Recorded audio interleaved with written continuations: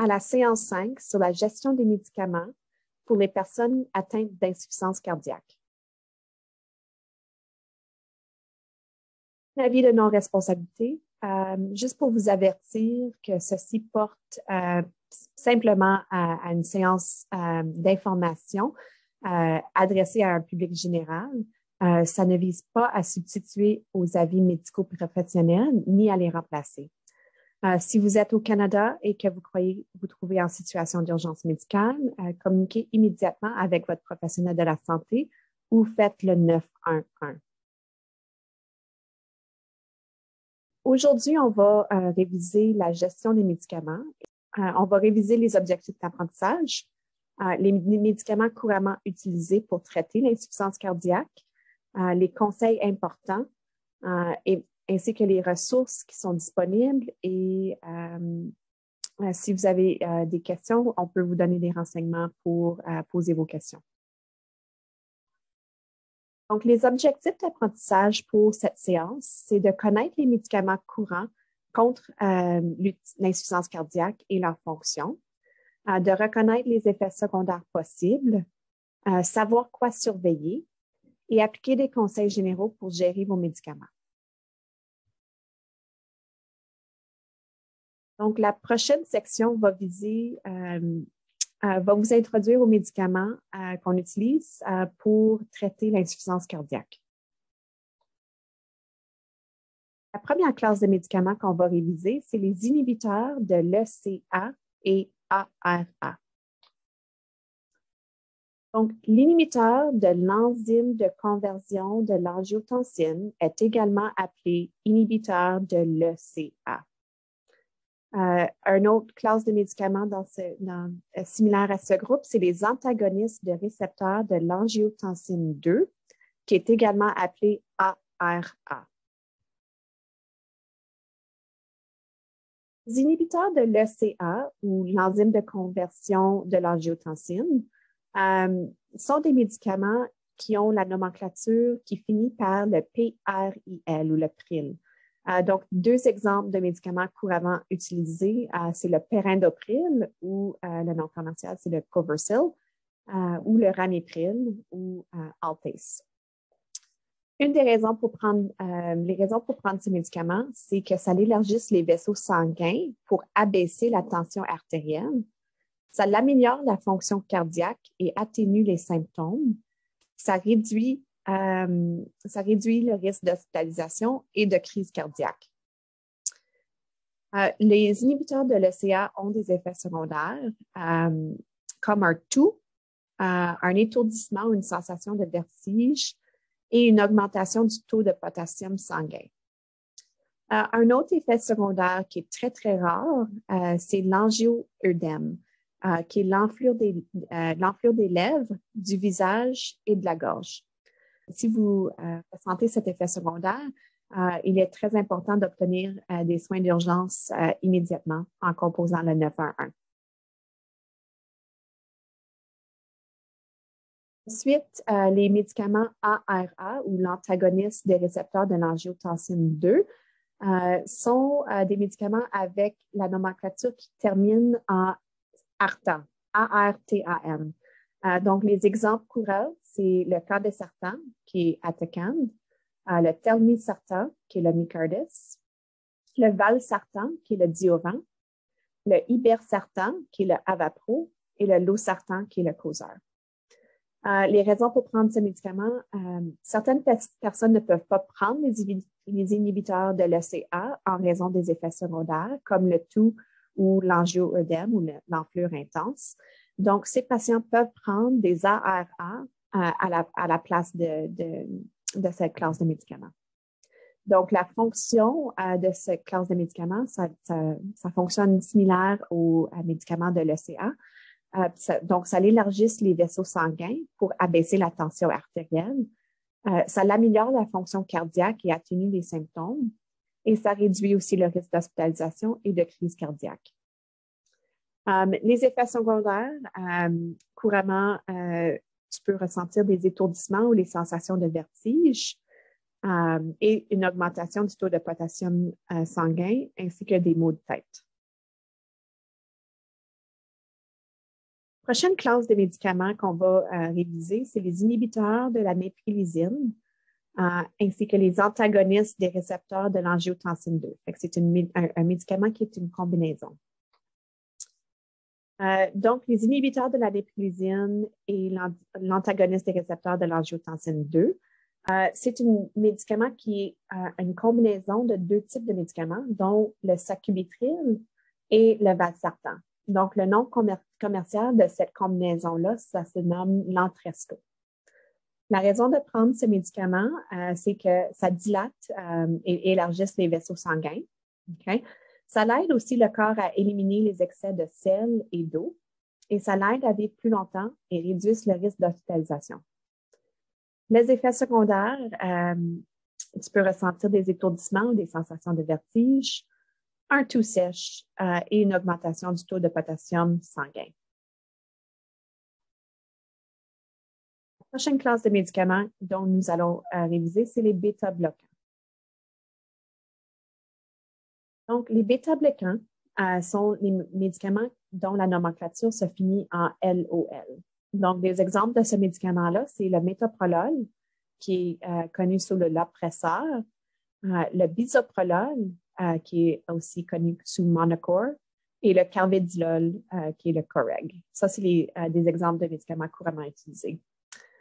Les raisons pour prendre ces médicaments, encore une fois, ça atténue les symptômes, ça l'aide à vivre plus longtemps, ça abaisse la tension artérielle et ralentit la fréquence cardiaque, ça réduit le risque d'hospitalisation.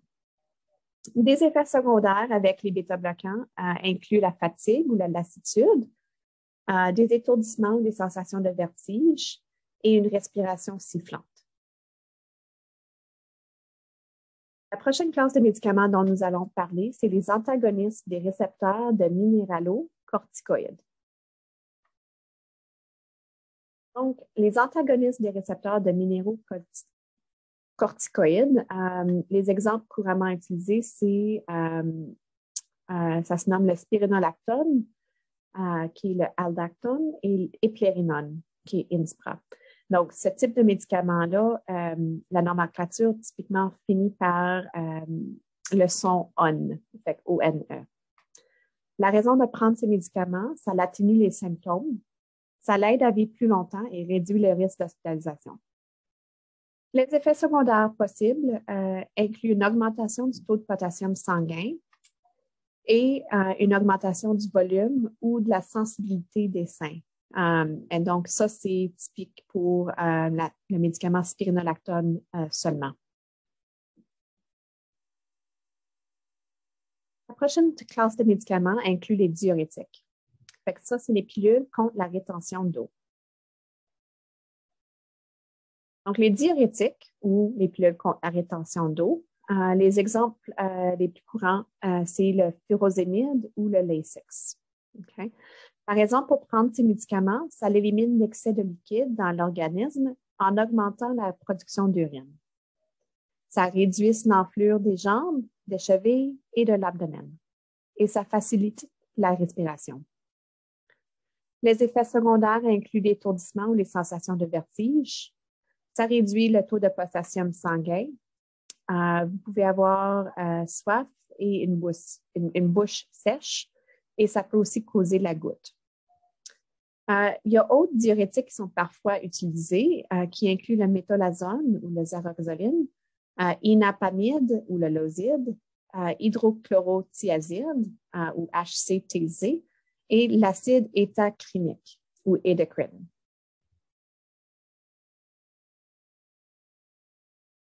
La prochaine classe de médicaments, c'est les inhibiteurs du SGLT2.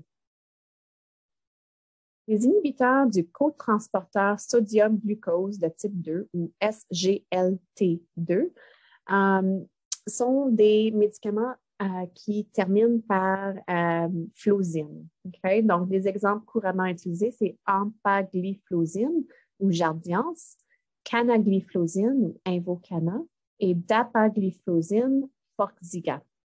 Les raisons de prendre ces médicaments, c'est que ça aide les reins à éliminer plus de sucre par l'urine avec les liquides. Ça réduit la glycémie et abaisse la tension artérielle. Ça augmente la diurèse ou l'élimination d'eau chez les personnes qui font de l'insuffisance cardiaque.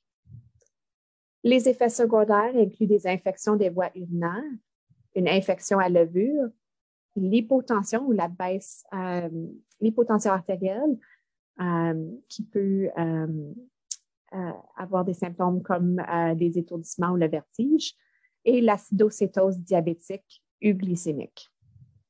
Donc, très important pour ceux qui font la diabète de juste vérifier leur sucre plus régulièrement. Un autre médicament ou un type de médicament, c'est les inhibiteurs du courant IF. Donc, les inhibiteurs du courant IF, l'exemple, c'est l'ivabradine ou l'Ancora. Une des raisons pour prendre ce médicament, c'est que ça ralentit la fréquence cardiaque, ça l'aide à vivre plus longtemps, ça réduit le risque d'hospitalisation. Les effets secondaires incluent les changements visuels liés à la luminosité, une vision embrouillée, des étourdissements, des maux de tête et l'hypertension artérielle. La prochaine section, c'est à quoi surveiller. Okay? Donc, les surveillances concernant les médicaments. Les choses à surveiller quand que vous prenez ces médicaments incluent surveiller votre tension artérielle, surveiller la fréquence cardiaque, surveiller votre bilan sanguin, incluant le potassium et la créatinine, et faire votre pesée quotidienne. Remarque au sujet des bêta-bloquants et du diabète, surveillez votre glycémie de près. Okay? Il est parfois difficile de détecter les effets de l'hypoglycémie, comme les tremblements ou une fréquence cardiaque rapide, okay? Car les bêta-bloquants réduisent la fréquence cardiaque. Les bêta-bloquants n'ont aucun effet sur la transpiration ou les étourdissements liés à l'hypoglycémie. En cas de maladie, ou si vous êtes malade avec des nausées, des vomissements, de la diarrhée, ou vous faites de la fièvre, vous risquez de vous déshydrater. La déshydratation peut exercer du stress sur les reins, en plus d'entraîner beaucoup d'autres effets secondaires.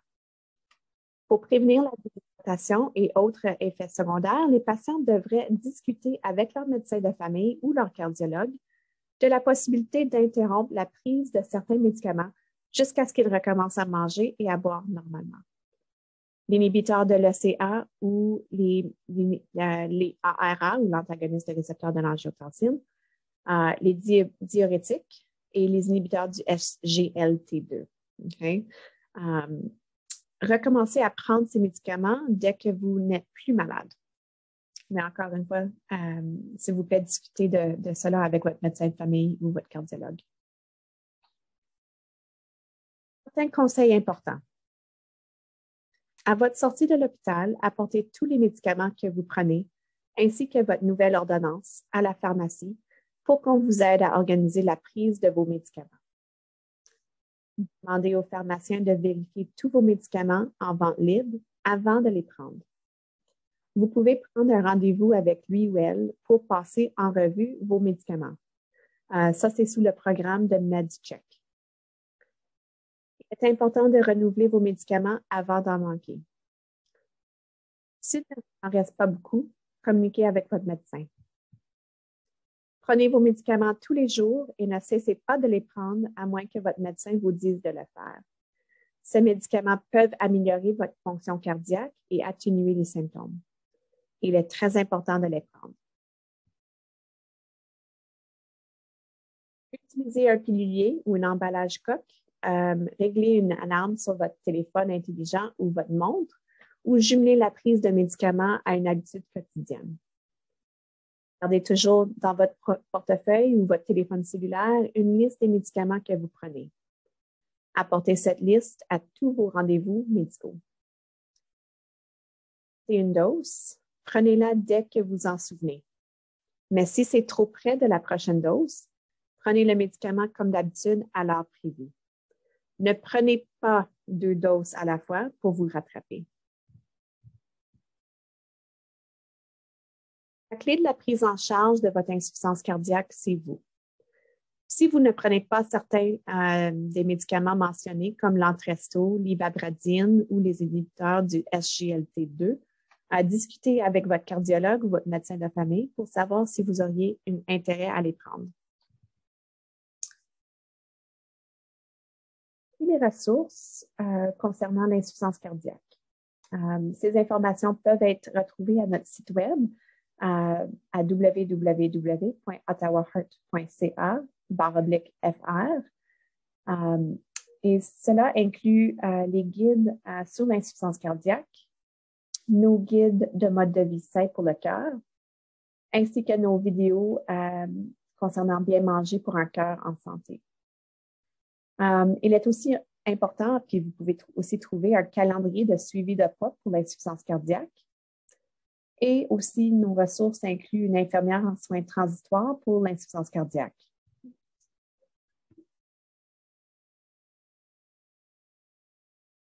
Et des questions concernant votre insuffisance cardiaque ou la gestion des médicaments, vous pouvez toujours téléphoner votre médecin de famille ou votre cardiologue pour en discuter davantage. Et sinon, si c'est une question concernant l'Institut de cardiologie, vous pouvez toujours nous téléphoner à l'Institut de cardiologie pour discuter de votre question avec une infirmière.